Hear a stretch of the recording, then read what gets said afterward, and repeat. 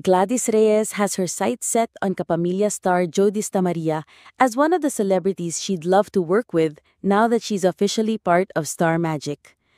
During the media conference following her contract signing with ABS-CBN's talent management arm on August 28, 2025, Gladys candidly shared how much she's looking forward to a possible collaboration with Jody Stamaria.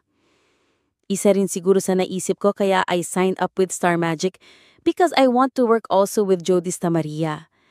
Parang ang sarap niyang apihin di ba? Ang bait-bait ni Jody. Gladys quipped, drawing laughter from the crowd.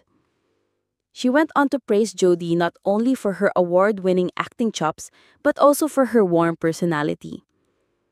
Alam naman natin, napakahusay na actress din ni Jody, multi-awarded as well. At sa totoong buhay ang bait-bait din kaya parang maaano kang saktan kapag eksena.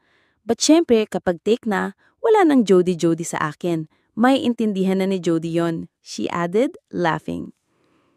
Gladys also revealed that she and Jody have known each other since back in the day, as Jody worked with her husband, Christopher Rojas, in the youth-oriented series Tabing Ilog. Aside from Jody, Gladys also shared a list of other Kapamilya stars she hopes to work with now that she's under Star Magic. Jericho Rosales as well. Di ko pa siya nakakatrabaho. Si Piolo Pascual, book 2 pa yata ng Mara Clara nung nakatrabaho ko. Siyempre, nung nagkita kami sa Star Awards, we were talking na sana magkatrabaho tayo soon.